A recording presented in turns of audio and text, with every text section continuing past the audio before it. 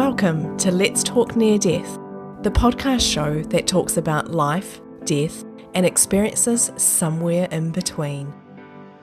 I'm Kirsty Salisbury, the host of the show, and I hope you'll join me as I chat to everyday people with not so everyday experiences. You may also wish to join the conversation over in the Let's Talk Near Death online community, which is found at www.letstalkneardeath.com. Membership is free, or you're welcome to upgrade to join the live VIP events, to gain early access to episodes, or to receive extra VIP bonus material. Your support helps me to continue to get episodes out and to help grow the conversation around these types of experiences. But before then, let's talk near death. He began to see spirits. So the first one he saw was a little boy that was so he just popped up between the threshold of our kitchen and the lounge room, and he saw him very clearly, but yet he wasn't like a flesh and blood apparition. There was a mistiness to him, a smokiness. The energy in that house was crackling. It's not my thing either. It's when I say that Spirit Sisters wrote itself, I honestly feel like I would sit there at the computer and then something would emerge that was not of my brain. Hello, and welcome back to the Let's Talk Near Death podcast, where we talk about life, death, and experiences in between. Today we're in season 11. We're continuing on our conversation for this season around after-death communication. Now, my guest today is Karina Machado, who is a journalist with over 25 years experience.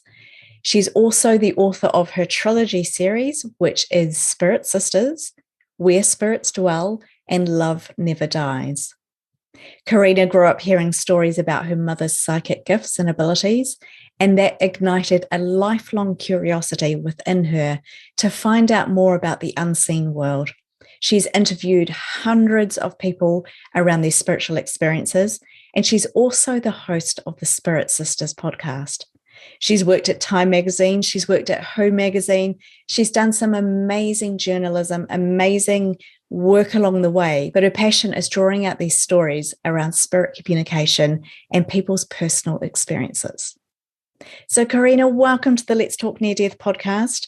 We talked for about half an hour before we finally clicked on that record button. So many things to say. I'm so excited to have a dear friend here with me today. Welcome to the show. Thank you so much, Kirsty. I can't tell you how excited I am to be here today to speak to you. And we have been chatting a lot already, and we could chat for days. We so could. We chat a lot, and yeah, for days would be exactly right. So let's share with our listeners today, how did you get to the point where you're researching after-death contact, where you're pulling all of your research together in a book and starting up this beautiful Spirit Sisters podcast? Oh, thank you so much, Kirsty. Well, your question is open-ended, and it takes a few different paths to get to your answer. So I'm going to try and bring it all together neatly. But so Love Never Dies, thank you so much for showing the audience and telling them about that book. That one is the third in a trilogy of non-fiction books about the spirit world. So all three books are my interviews with what I like to say, everyday people having a not so everyday experience.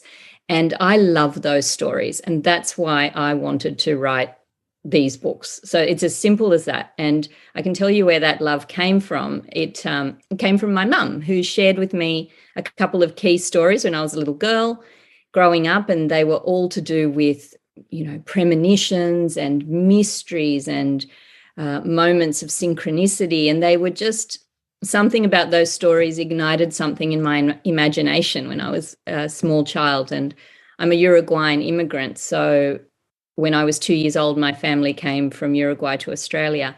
And there was something in those stories that felt like family. It felt like home. It felt like a connection to my heritage. And so they were always very important to me in that sense as well. But beyond that, these stories to me always signified hope. So as a child that loved reading and was always, with my nose buried in the Faraway Tree series or the Narnia Chronicles. Yes. So good. Oh, so good. I loved the sense of hope and wonder in those stories. And to me, a ghost story held that same energy of hope and wonder. So for some reason, I correlated the two, and then I brought into it that love of my heritage and connection to the family left behind. And it all became this beautiful kind of, spiritual soup that I would, nourish myself with, these stories. And then as I got older, as you do as a teenager, you kind of, leave all that aside. I had always wanted to be a writer. I thought, well, maybe I should rephrase that and say I really couldn't have done anything else. Like, for me, the path was very clear. It was what I began doing. I feel like I was born reading and writing. Like, it's just so natural to me. And so I followed that. I did a Bachelor of Arts at uni and thinking I'd love to work at a magazine. And I was lucky enough to get a job at Time magazine as an editorial assistant. It was almost my first job out of uni, not quite. That was the second. And that began my journalism career, really. And then the following year after that, I heard about a job at Who magazine, which was within the same company, which was Time Inc. magazines. And Who was going to be the Australian sister of People magazine, which was quite a very famous, popular weekly magazine in the United States. And I was lucky enough to get a job there as a fact checker. So that's like the bottom rung of the ladder in journalism. Like, it's almost like a cadet in Australian terms. And there I continued my training. And I feel like all of the training that I had at Who was setting me up for my career as an author and as a podcaster eventually as well. So, so Spirit Sisters, it was the first book in the trilogy. It came about so easily, Kirsty, that it was, looking back, it was clear that it was a book that was meant to be out there. It was meant to be written. It kind of wrote itself. And I had, because I was the books editor at the magazine where I worked, I had some lovely connections with some wonderful people in the Australian publishing industry. And one of the lovely ladies one of the lovely publicists who would take me out for coffee to tell me about the new book releases coming up, she had a wonderful story to tell, many stories to tell about her own ghostly encounters. And I said to her over lunch one day, I said, I love this story, and this is the kind of story that I want to read in a book, and I would love to collect stories like this and call the book Spirit Sisters. And she said, that's a great idea. You should write a pitch and I'll stick it under the publisher's nose for you. And I thought, would you really? She said, yep, I'll do that. That's a great idea. So I've got a little problem with procrastination. So it took a good year before I got myself up off my bottom to write that pitch. And I did it. And lucky, again, one of those moments of synchronicity, when I finally emailed her the pitch, she said, oh, I'm glad you've got this in because I'm about to leave the company. I'm going to my next job. So I almost missed the window. But she did, as promised, tell the publisher about it, Vanessa at Hachette. And within a couple of weeks, we had lunch and we're talking about a book contract. She loved the idea. So, and then it was a matter of collecting the stories, and I did lots of, I went about it in different ways. So there was word of mouth. This was back in 2008 when I was really in the heart of writing Spirit Sisters, which was released in 2009. So 2007, 2008, all of this was going on. I put ads in newspapers. What else did I do? There were all sorts of different little things I did, little call outs and advertisements. There were emails that went out. My agent did a sort of a group email to people. So all different ways of calling in stories.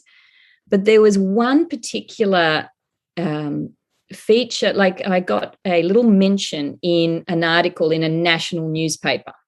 So again, this was through some contacts, and it was in a body and soul supplement of a big Sunday newspaper. And when that came out, I was absolutely inundated. And I had snail mail, I had lots of actual letters come in the post, as well as emails. There were, and my call out was for women to share their spiritual paranormal experiences. And I just was absolutely blown away by how many people of all ages, of all backgrounds, of all socioeconomic, levels, all of them had a story to tell, and they really wanted to tell it. And this came across. So then I was in this wonderful position of having much more than I needed. And I could really choose. I did so many interviews. I probably did over 100 interviews. I think in the book itself, there are about 60 stories. And then I remember I went away on a week's retreat, at a writer's retreat, and I worked just continually on it there because my children were small at the time too. So my husband really helped me and supported me to get this done. And it was a joy. It was a joy to meet these women. It was a joy to hear their experiences. I was amazed at how many times they would say, "Oh, I've never told anybody this because people are going to think I'm crazy." Yeah. It was unbelievable how many times they'd say that. And then, to our utter astonishment, this little book went on to become a bestseller in Australia and was then released in England the year after that as well. So it's clear when something, I wrote the book that I wanted to read. And I think that's always, when you do that, like I literally just wanted to celebrate these stories. That's the only intention I had. And also creating a sense of community for these women became a goal as well, once I realized how ostracized they could be and had been.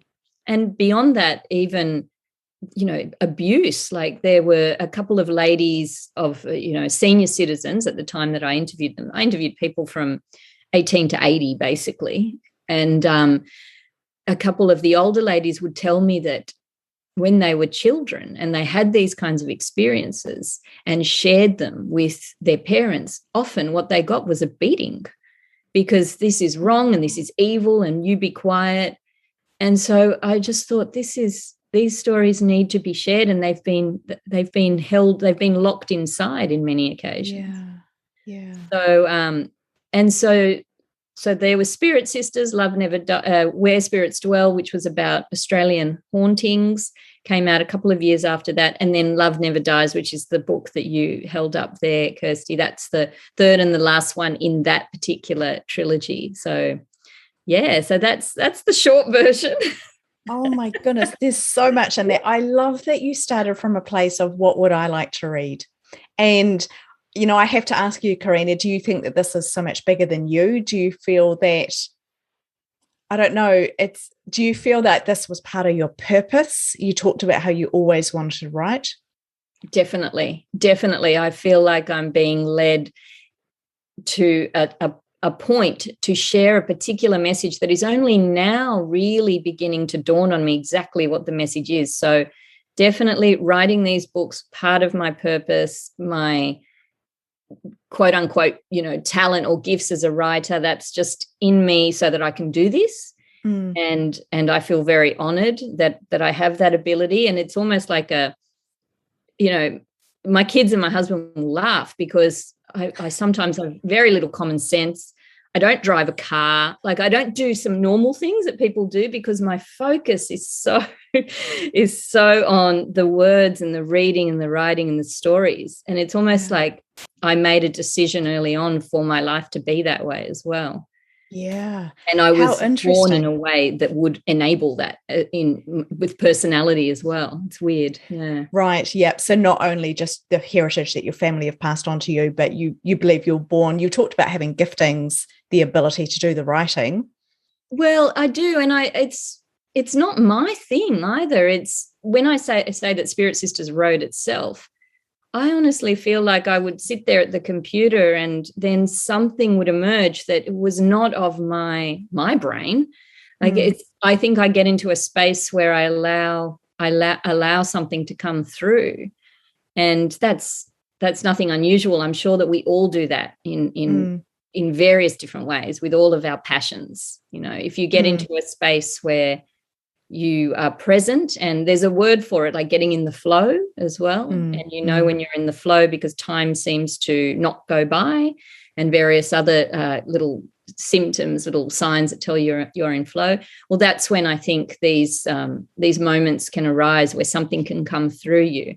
And I think that's what I somehow allowed to happen with Spirit Sisters. And I'm just so happy that happened, because it was a pointer on the path. So in our linear 3D world, things happen one step after the other. And Spirit Sisters was a key step there in what is now continuing to unfold. Oh, it's so exciting. And I know from our conversations that there are things coming. I love how it's all come together. I have to ask you, because my mind is often going down a very unusual track. And this one comes back to, I can't remember if you mentioned a name, but you sent off the email with your pitch, and she said, just as well you got this in because I'm about to leave the company. Yeah. That blew my mind. But where my mind went with that, and I'm having trouble to articulate it, is did you feel at all like there was a prompting right then to get it in quickly? Did it feel like the message to do this work ramped up in any way? Yes. It's a really good question, Kirsty, because I may well have forgotten to send that pitch, or thought that, what am I crazy? Am I dreaming? Who am I to write a book? I could well have gone that way. But one thing did happen towards the end of that year of my procrastination, and that was I was flicking through the Sunday paper, and there was an article about the absolute boom in ghost tours and people investigating the paranormal. And it was a big article kind of around page 4 or something. So it was quite up front in the newspaper. And the angle was that it was women driving the interest and the fascination and the boom in the paranormal. And I thought, oh, the women, of course, Spirit Sisters. Oh my goodness, I have to do this book.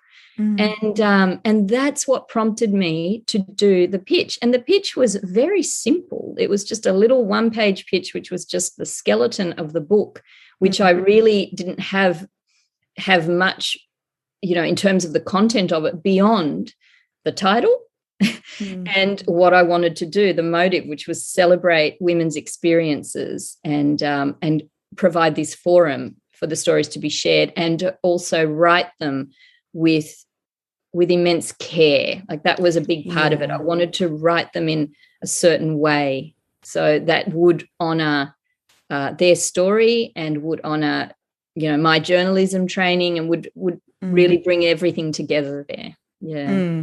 And I can really feel, as I read through the pages of your book and listen to your podcast, just the way that you do respect the stories, because you've talked about how people are saying, I've never shared this with anyone, I got a beating, or worried I'd get locked up. That's a very real thing.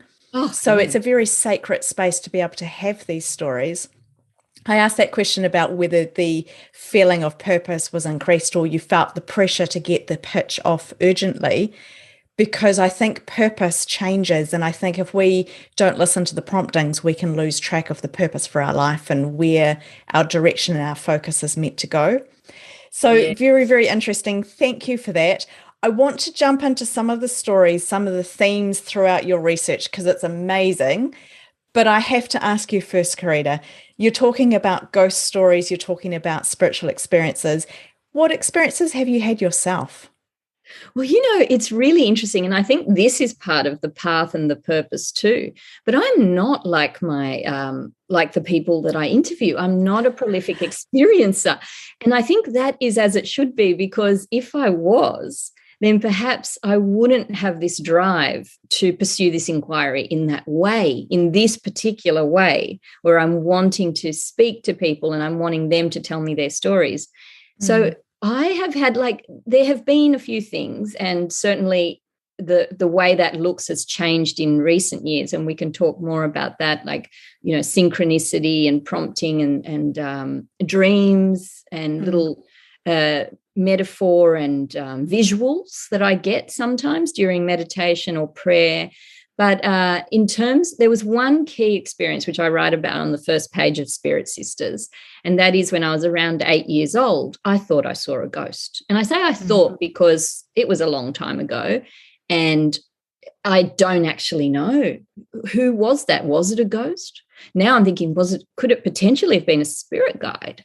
Could it have been an ancestor there to prompt me on my path? Mm-hmm. Or was it just, so in my family folklore, we called him the Colonel. I said, he's the Colonel. I saw the Colonel because to me he had a medal gleaming on his lapel. But now I wonder, was it a medal gleaming or was it some beautiful heart rays open? What was that? But that, interesting. Yeah. So I saw the Colonel in my doorway when I was around 8 years old. And at that time that I was very much exploring, these stories. Back then Woolies would sell, they had a whole aisle of books, and they were these cheap little non-fiction paperbacks that I would pop in the trolley when my mother was shopping. And she, bless her, she always let me have any book that I wanted. And golden books I loved golden books as well when I was little. So good, right? Yeah, so good. And I would put these in, and they were sort of like cheaply manufactured, world's true mysteries, scariest stories, true stories. I always loved that word true. I looked for that. I loved them to be true. And that's at around this time, I think Elvis had died, and that really shook me up. Like no pun intended, but I would have missed that completely if you had said that. Oh dear. But it was a person that I knew from the television that died. And then what is death? I was exploring what is death. And also at around that time, my sister was born, and suddenly I wasn't on my own as the child. And we now had this little baby. And so death, birth, the end of the world, I was thinking about. I'd read that the sun would one day consume the earth, and it was a fact. It would happen. It's billions of years away, sure, but it would happen. So I was obsessed with, what do you mean if we're not here? What is this nothingness? And I couldn't fathom that nothingness. I actually couldn't. I would tie my brain around in knots at night trying to figure it out. So the Colonel arose amidst all of that, and seances that my family would have, they would try and these were mysterious, beautiful things. They were never scary things. Like I never associated them with anything dark. It was about communicating with the loved ones left behind in the old country. And that's amidst all of that, I saw him. And I now know that he was, whatever the Colonel was, he was a pointer on the path, one of the first as well. Without him and seeing that, and I can still sort of picture it. It was a lifelike form, a man-sized form in the doorway of the bedroom. And so there was that. There was the Colonel. Later years, my sister and my mother are both quite psychic, and psychic things tend to happen around them. So we had some strange kind of poltergeistal kind of things going on when we were teenagers, and or I was just 19. My sister was a teenager. Things like that. A few very strange things would happen in the home. For instance, all of our photo albums. My mother had all these photo albums that were stacked up really high and neatly. My mother's very, very neat. So there was no sort of, things falling down or misstacked. No, everything was stacked very neatly. And they would the doors of the cupboard would open and they would just topple out, all of the photo albums. Oh, wow. They would, so heavy, big things would, and so these are things that I obviously experienced secondhand. I would hear the noise and then look up, and both my sister and I would run out and think, oh, the albums again. And that's the thing that happens with these experiences too. They do become commonplace. It was like, oh, the albums again, and or a photo my mother said that one day that a photo of her grandfather just absolutely jumped into the air in front of her, giving her the fright of her life. And then she would tell the story and we'd marvel, and then, okay, we get on with life. It did kind of become a part of life. Uh-huh. Yeah. And no concern to go back into the room where that had happened? No concern? No. Like I think I'd maybe be hesitant to look at those photos or sit in that area of the room. I don't know. I mean, I'm thinking as a young child or as a teenager.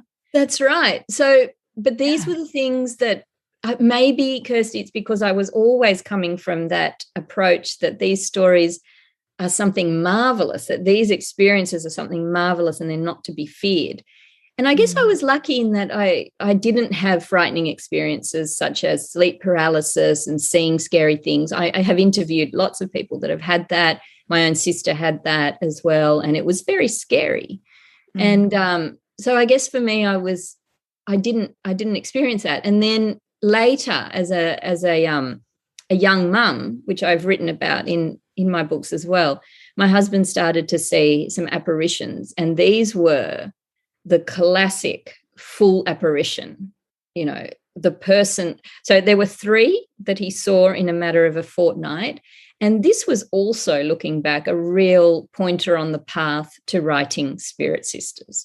When this happened in my home, when my children were little, they were preschoolers, this is what made me think, right, what is going on with these stories? I want to investigate what is it that can make somebody like my husband, who had never experienced, or he had experienced a couple of things as a youngster, but he had never shown any interest in the spirit world. Never any. Very black and white, tradesman, very practical. What I see, what I do with my hands, that's what matter.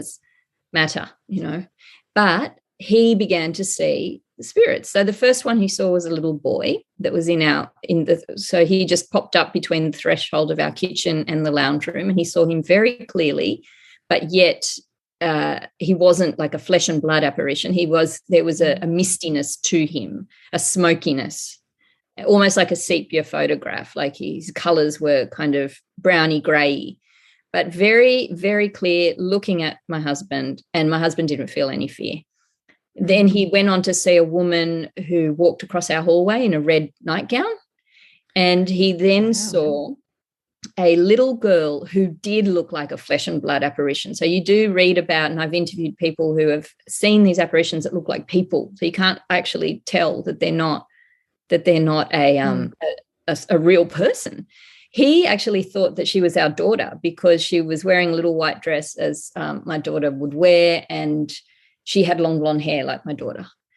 And it was only when he realized that my daughter was in another part of the house that he knew that was not who he'd seen. And this, for this particular apparition, it was sort of dusk. So we were all awake, and it was a summer dusk too. So we all just happily having, I think we'd had dinner outside. It was a beautiful evening, and he just walked in and said, "Oh my gosh, it's happened again. I just saw another one." And I swear all the goosebumps just all went up, And so then that led us into a path of trying to explore who these spirits could be. I got a lady to come in and do a house clearing, which I had never heard of. I had to go and research, okay, what do I do here? And somebody, word of mouth, I found out about a woman who would come in and just clear the home of the spirits. Whatever she did, it worked. They were gone after that. So you'd asked me about what I had experienced. So while I didn't see them in the home, the energy in that house was crackling. It was absolutely crackling. And toys were just falling over in the middle of the night, and the children would cry out, and, or a toy would turn on by itself in the middle of the night. So just that you hear that energy. Oh, my gosh. So that ended up being a chapter in my book about, I think I called it Awakenings, because I thought, what awakens a dormant psychic gift? What awakens in us? And do we all have this ability? Yeah. And what is it that awakens? So I found that in my husband's case, it was meditation that had turned this facility on. And then he turned it off because he didn't want to look at that. He didn't want to dwell in that space.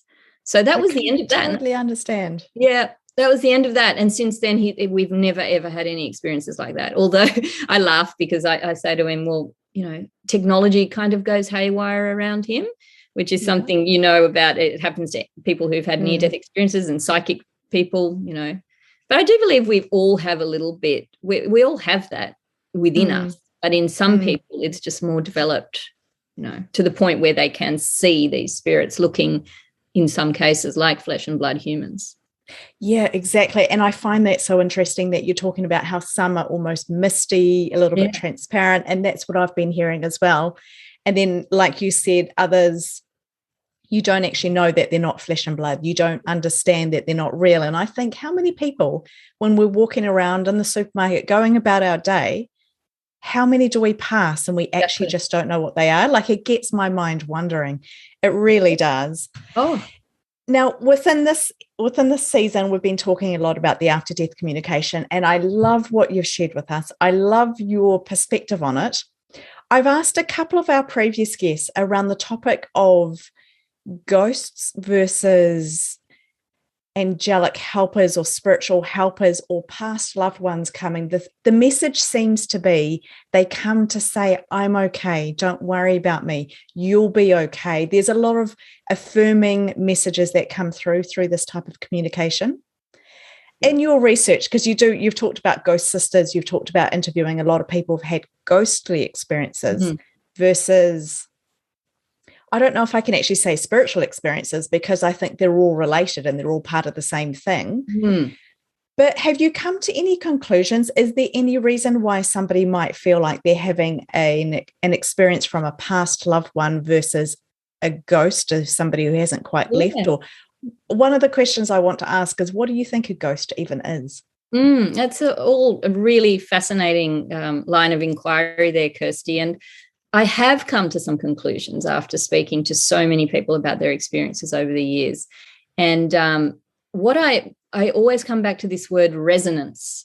I believe that within any encounter, there's a resonance, or a like attracts like, an element of that is infusing the encounter. So, for instance, in Spirit Sisters, I interviewed a woman who, as a teenager, had an absolutely horrific experience with a negative spirit entity in her home.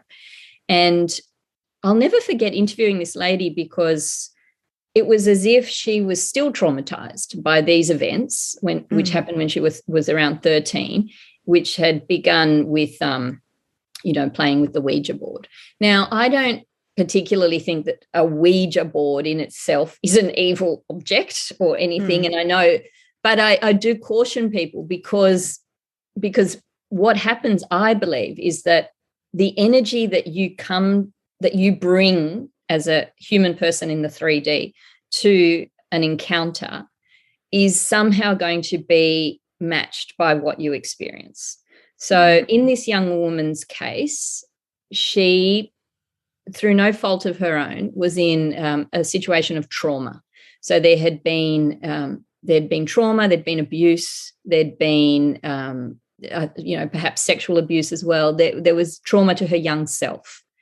And I think if you couple that with an innate talent for seeing the psychic realm, then you have a chance that what is going to happen, there is the opportunity there that something is going to happen that is not going to be happy, that is going to be scary. And there's no telling what it will be. So in this lady's case, it was, very frightening poltergeist phenomena, and complete with reports that were frightening, such as a noose, a complete hangman's noose that manifested hanging off her pergola. That's scary. Very frightening writing, just manifesting within a mirror, but from the other side of it, like the inside of it. Like and it was a strange kind of oozy substance that had no definition. And it was some, very strange stuff. So, and this had terrified her and absolutely changed the course of her life. So that is obviously very different to an encounter where somebody's loved one appears and says, I'm okay, I love you. I'm not exactly sure what is happening in these experiences. I think the more I interview people, the less I know sometimes. Yeah, I feel like that too. But other than that idea that there is something in us. So I guess when people say, oh, don't play with the Ouija board, in a sense that's wise, because unless you know exactly what's in you, and most of us are in different stages of exploring exactly what is within us, what needs healing, then there's no telling what you might meet. So there, I think that idea of the resonance, and we see that in the NDE as well. We see the state of consciousness that somebody's in when they go into an NDE, and what they see, on what they experience, probably better put, and the negative NDEs we often see, just very generally speaking, that the person was in a very, very dark state prior to the NDE. Not always, but, sometimes. So that's one thing that I've come to understand. A ghost generally is defined as an earthbound spirit. So that's your classic, for instance, a youngster who's, say, a teenager who's died and has no preparation of spiritual preparation or understanding, and literally just does not know they've crossed over. And so then you get that haunting situation. This is based on all of my reading over the years, as well as interviews, where, the ghost will just be there and visible and or able to be sensed by somebody who has that faculty perhaps a little bit more developed than others, for whatever reason that may be, that also is a mystery as to why that is.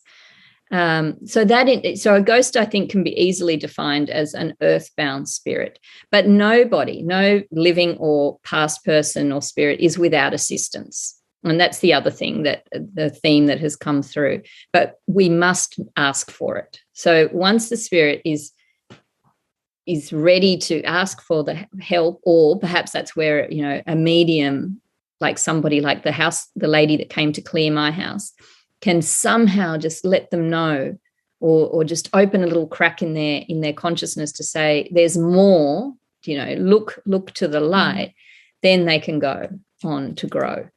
But but very simply put, your ghost is your classic earthbound spirit who perhaps may not know, for whatever circumstance, that they have passed. Yeah, it gets me thinking, because I often wander around, and like I always say, there's a lot of thoughts that I have in a day.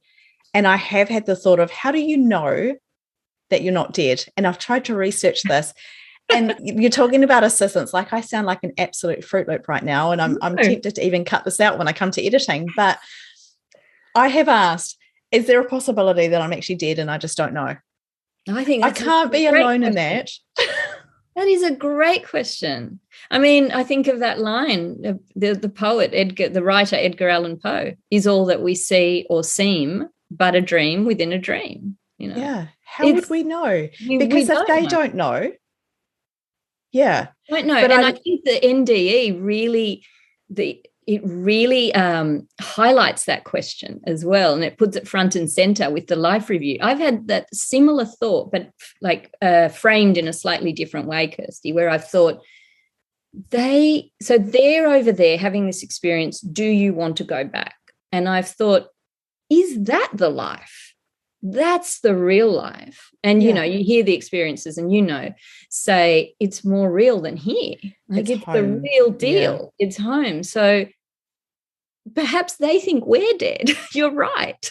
It gets the mind thinking, doesn't it? But I love what you're talking about of there's always assistance. There's always help. And we can call on that. And that's a theme that does come strongly through the NDE research that I've done. I've talked to doctors and professors and people that have really researched this. Yeah. And the feeling is that we can always ask for help. When I've tapped into distressing near-death experiences, they do seem to turn around. And I'm not saying all of them, but I'm saying the majority turn around where they become positive experiences, because the person is able to connect with something which brings them to a higher vibration, to a higher level, to a different source of energy.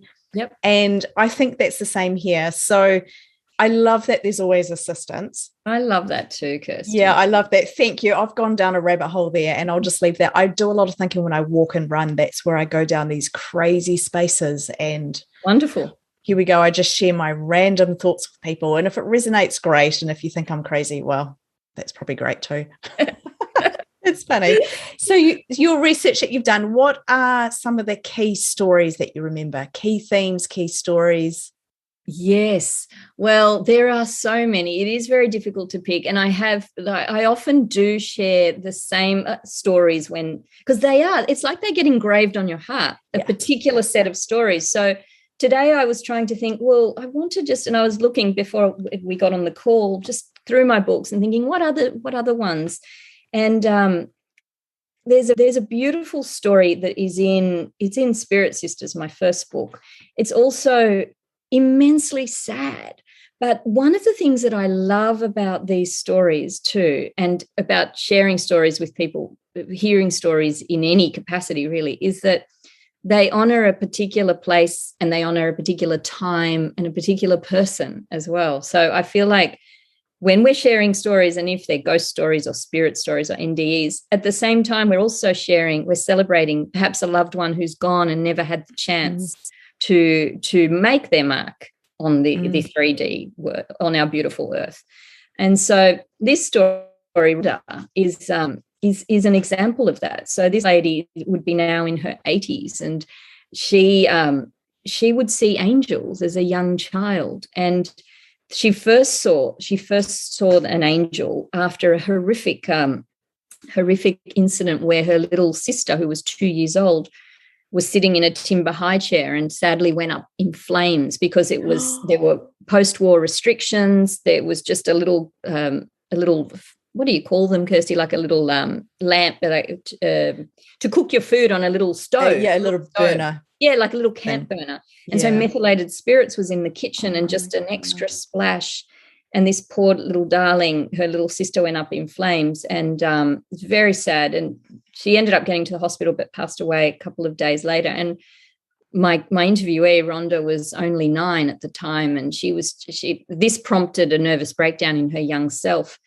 And it was the experience of seeing a beautiful angel figure, a woman who seemed for all intents and purposes like a flesh and blood person, who manifested in her room, but she was floating about 3 feet above the ground, and she was wearing a long white gown with a rope at the waist, and the sleeves were gaping.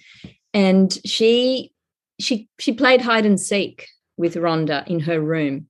And it might have been the first time that Rhonda had smiled since her little sister had died. And so these encounters have a way of reminding us of something we've forgotten, something important: joy, laughter, love, the potential of healing, the possibility that there'll be healing that will come.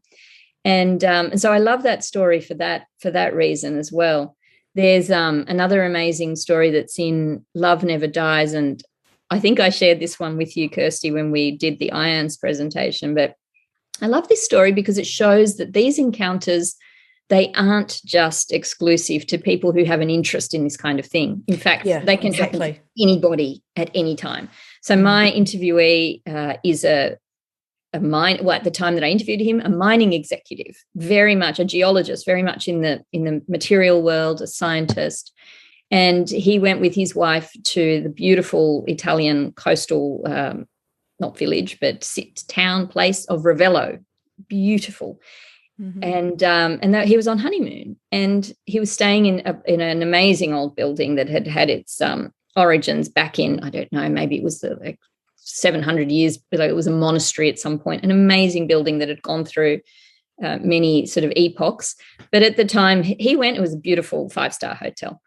And he woke up in the middle of the night because he was very firmly tapped on the shoulder twice. So the first time, tap, tap, he did not stir. He thought, no, this can't be happening, And again, tap, tap. So he thought, all right. So he wakes up and he sees a little girl standing there. And he described her, and it was quite tender to hear him describe her, because he's this kind of big, burly kind of scientist, and he's trying to describe a little Edwardian-style dress and a little something that she was holding, this child. And then in the background, he could see sort of dimly kind of floating there, he saw like a woman, a caretaker figure. And in that strange way that these experiences have of communicating without words, he knew that she was kind of the nanny that was there looking after, and that the little charge was being quite mischievous, waking up this man, and his wife stayed sleeping, but he understood that what she wanted, the little girl, was for him to turn on the TV. She was curious about the television. So very interesting story, because there was interaction. There was the interaction. He wasn't just seeing a ghost, an apparition, an imprint from the past. This was what looked like what he experienced as a sentient spirit. So there was that interaction, communication. So to cut a long story short, the next day he was amazed by this. He told his wife. They told the manager at the hotel. The manager said, "Oh, you've met Violet." And it turns out that the spirit that he'd seen, others had also seen her. And there were photos of her within the hotel, because she went on to become a very famous person in her life in the literary scene.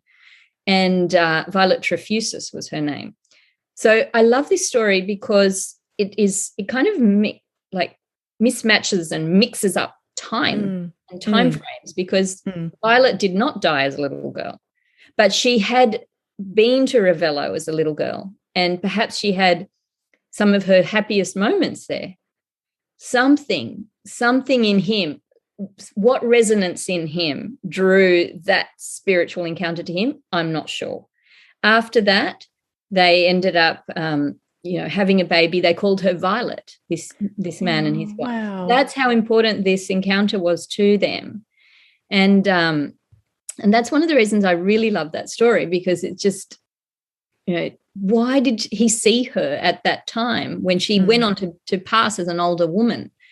But yeah, so there's some resonance there between Violet and the location, and then the gentleman and Violet and the location. Who knows? But it's some beautiful creation brought them all together. Yeah. Oh, thank you for sharing that, Karina. That's amazing. And I was thinking about the time periods as well as you're sharing that, and thinking even the TV, like she had this curiosity around, can he turn on the TV? Because the different time periods, she would never have seen a TV before, wouldn't have a clue what it was, and the idea that he could turn it on rather than it was an object sitting in the corner or whatever it was back then. Blows my mind. And then I start going down the track of reincarnation. So when they had their child, was it potentially her with the same name? There's so many thought processes that go on. So many. And as you know, in the NDE tends to tell us too, or suggest that time is all emerging simultaneously. Yeah. The past, the present, the future, all emerging simultaneously. And the other idea that comes through is that we are multidimensional beings. Exactly. So a fragment can be in the spirit world, home, and other fragments having different, human incarnations at different time periods as well, all at the same time. Exactly. So, I feel like we've opened Pandora's box or something. I just feel like there are so many conversation points. And Karina, we're going to have to keep chatting. We're going to have to click record on our conversations that we have together, because this has been so fascinating. I love the stance that you take on this. I love that you say, I haven't really had that many experiences myself, and then you go on to tell us a whole lot of experiences, which is so significant. I love your research, and I'm just thinking consistently through this conversation about these anchor points, about how something will happen. You talked about for your husband as well, how he saw something and he remembered it so significantly, about this girl, about this story. Yeah. There's these moments about you going back and pitching to the person who was then going to help you with your book, which was going to lead on to all these things. Exactly. I think all of us have anchor moments, and whether we know that they're happening or not, I'm not quite sure. But again, I'm just thinking we've got to connect to the purpose, to the bigger picture, to the promptings that are all around us. And I hope that our conversation today brings a lot of reassurance to listeners, because we have gone down some tracks where maybe that's a little bit frightening when we're talking about seeing things and they're not so pleasant. But I think overall, we can be open to the positive things. And just like your husband shut it down, we can shut things down, or we can ask for the positive things to come through rather than anything that's not of love and light and things like that. We can absolutely do that. And I think every experience, as you say, Kirsty, is an invitation inquiry and to personal inquiry. And, what is it? Why did my husband shut that vision down? He was afraid. And I think he's afraid to see. Why is that the case? And I think a lot of these stories, a lot of the people that I speak to are afraid of this, this faculty, this talent in them, this ability, the gift. And a lot of people say, no, it's no gift. So there is a fear. And why is that? It's because we're inculcated to believe that this is not correct, that this is not true, that it's not real. Many a time in the past, people were sectioned, put into facilities for having experiences such as these. Exactly. And I think we're invited now, individually and collectively, to really look within and see, to really explore, what am I experiencing and why, and where is this inviting me to go, and what is it inviting me to learn about myself, as well. So, yeah, absolutely, Kirsty. And I love what you say about anchor points. Yeah, totally. Oh, definitely. I love it. Karina Machado, thank you so much. I need to go for a walk now to just process. Well, I don't know if I ever process it, but just to let that kind of settle, because there's a lot in our conversation and we've only dabbled in parts of these topics. So, Karina, thank you so much. I wish you the best. We look forward to hearing more about the work that you're doing and the books and the research. We'll put all your links in there for listeners. And yeah, thank you very much. Well, Thanks for joining me for another episode of the Let's Talk Near Death podcast. Don't forget to subscribe to stay updated with all of the events we have going on, and to visit www.letstalkneardeath.com to join the VIP community.